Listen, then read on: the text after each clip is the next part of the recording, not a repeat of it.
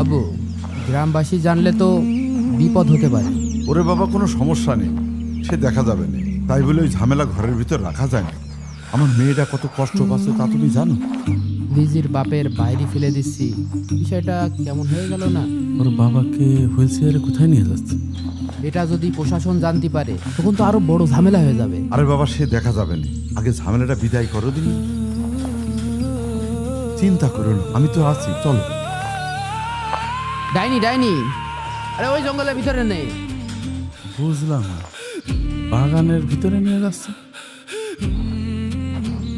আরে বাবা, আসতে নেই, এতে ব্যথা পাবে, মুরব্বী মানুষ। সাবধানে, আমার আব্বা ব্যথা পাবে না। উঁচু করে নে, উঁচু করে নে।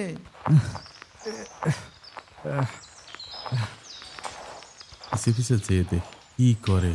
ওর বাবাকে এভাবে জঙ্গলে নিয়ে যাচ্ছে।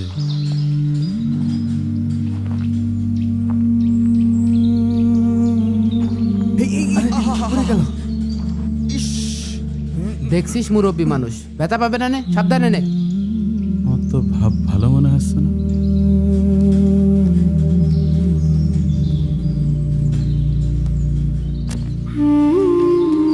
আস্তে আস্তে।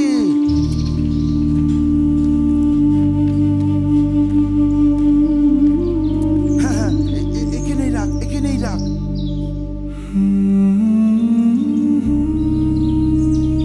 ঠিক আছে আব্বা। স্যার, আপনার বাবার এইভাবে নির্জন জঙ্গলের ভিতর ফেলে রেখে চলে যাবেন? এত তো তোমার বোঝার দরকার নেই ভাই। ওর বাপকে কুড়ে ঘরে শোয়া রেখে কি বলা বলি করছে রে? তোমার যে কাজের জন্য আমি নিয়ে আইছি সেই কাজ করে তাড়াতাড়ি বিদায় হও। তোমার টাকাটা তুমি ঠিক মতো পাচ্ছ কিনা সেইটা দেখো। আরে বাবা, অত আজে বাজে কথার দরকার নেই, চলো দিন, চলো। বিয়াই, তাহলে থাকো, তাহলে থাকো। আর নিরিবিলি শান্তিতে থাকো, আসপানে। হ্যাঁ, ঠিক আছে, থাকো।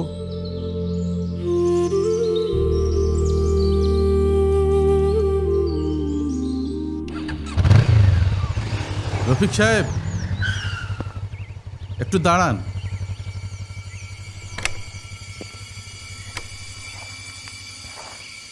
জি? 3 দিন হলো আপনার বাবাকে মসজিদে দেখছি না, নামাজেও আসছে না। উনি কি অসুস্থ? না, উনি তো অসুস্থ না। আব্বু তো আর এখন আর আমাদের সাথে থাকেন না। আপনাদের সাথে থাকে না, কোথায় গেছে? এই রে, কি বলবো এখন। বাসার পিছনে একটা জঙ্গল আছে, একটা কুড়ে ঘর আছে, ওখানে রেখে আসছি। আপনি আপনার আব্বাকে জঙ্গলে ফেলে আসলেন? ফেলে আসছি কথাটা শুনতে কেমন শোনা যায় না? ওখানে রেখে আসছি, মাঝে মাঝে খাবার দাবার ঠিকঠাক দিয়ে আসি। কিন্তু কেন? উনি তো আপনার বাবা। কারণ জানতে চান? কারণ হচ্ছে উনি ঠিকভাবে কথা বলতে পারে না, বোবা।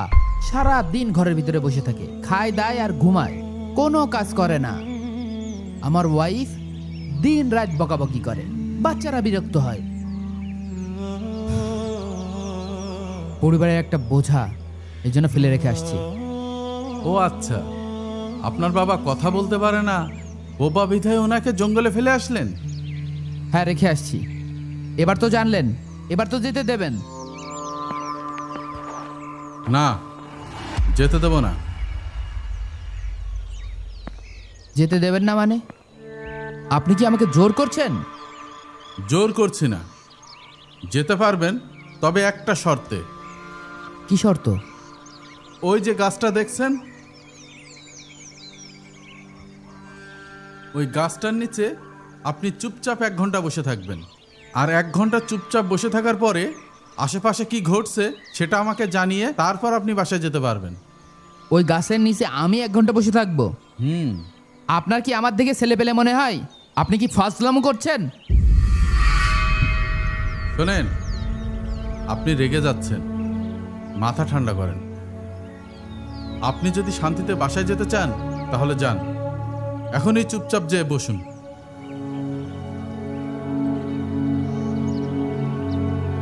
দাঁড়ান, বাইকে নয়, হেঁটে যেতে হবে। এই লোকটা আমাকে পাগল বানায় ফেলবে।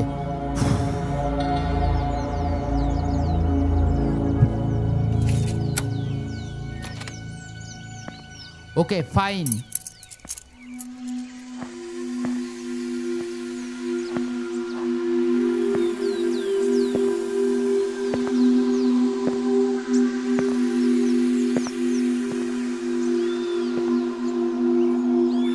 এখানে ঠিক আছে? হ্যাঁ হ্যাঁ, ওই জায়গায় দাঁড়ান। আচ্ছা আচ্ছা।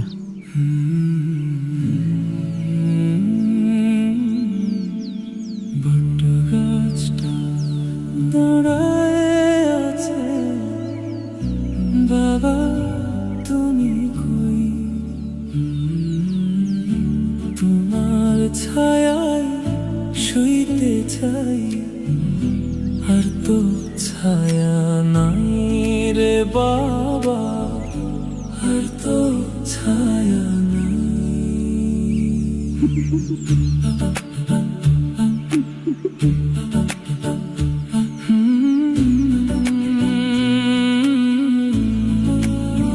পাখিরা ডাকে ডালে ডালে, বুড়ো মানুষ ঘুমায় ছায়ায়, সবাই পায় বটের ছায়া,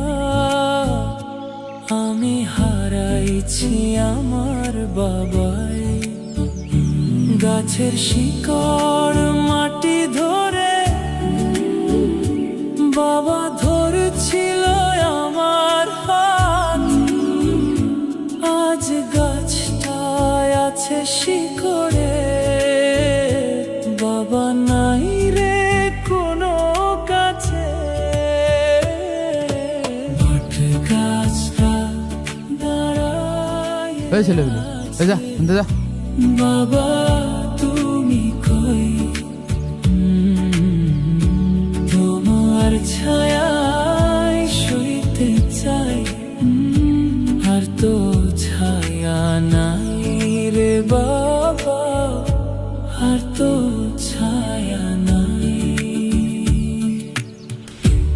যাক, এখনো পর্যন্ত রফিক সাহেব যখন বসে আছে তাহলে কাজ হবে। গরম পড়ছে আজকে, যাই একটু ওই গাছের নিচে যেয়ে বসি গে। আল্লাহ, এ কি গরম! আরে মেন্টাল নাকি? বলা নেই কয়া নেই, গাছের গোড়ায় এসে শুয়ে পড়েছে। স্টুপিড কোথাকার। ভুলা গেলাম সব কিছু রে, পাগল নাকি? কোনো কমন সেন্স নেই। পডকাস তো কাউকে ছাড়ে না, ঝড়েও দাঁড়ায় থাকে,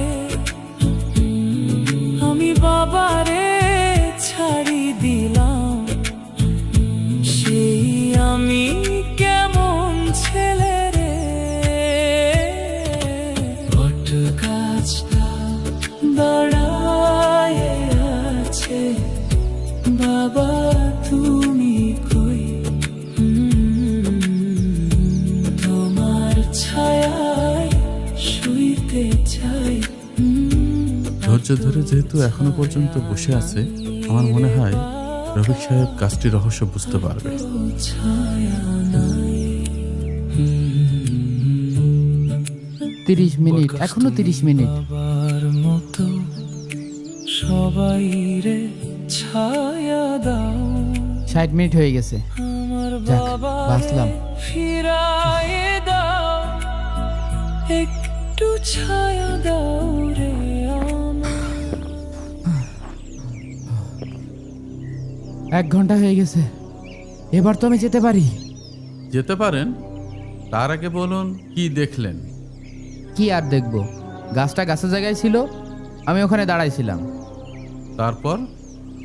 তারপর দুটো ছেলে আসলো, এসে গাছের নিচে খেলা করছিল।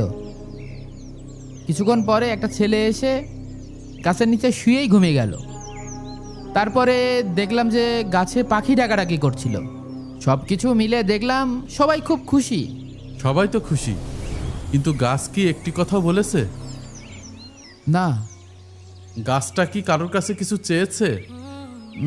না। তাহলে বলুন তো, গাছ কথা বলতে পারে না, কাউকে ডাকতে পারে না, চাইতে পারে না, তারপরও মানুষ কেন গাছের কাছে যায়? জানি না। রফিক সাহেব, কারণ গাছটা কথা না বলে সবাইকে দিয়ে যাচ্ছে। ক্লান্তকে ছায়া দিচ্ছে, শিশুদেরকে খেলার জায়গা দিচ্ছে, ক্ষুধার্তকে ফল দিচ্ছে, পাখির জন্য বাসা দিচ্ছে। সে কিছু বলে না, তারপরও তার থাকাটাই সবার জন্য সুখ। শোনেন, আপনার বাবাও ঠিক এই গাছের মতো, কথা বলতে পারে না, কিন্তু আপনি যখন ছোট ছিলেন তিনি আপনাকে ছায়া দিয়ে রেখেছিল, তার দুই হাতে আপনাকে আগলিয়ে রেখেছিলেন, খাওয়িয়েছিলেন, পড়িয়েছিলেন। কোনো দিন একটি কথা মুখ দিয়ে প্রকাশ করেনি, কিন্তু তার থাকাটাই আপনার জন্য সবচেয়ে বড় নিরাপত্তা। আব্বা, তোমায় ফেলে এসেছি, কেমন ছেলে আমি রে,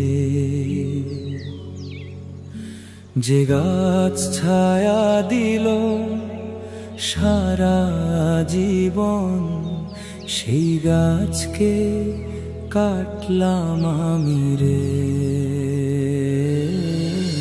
কথা বলতে পারো না তবু চোখ বলে ফিরে আয় আমি।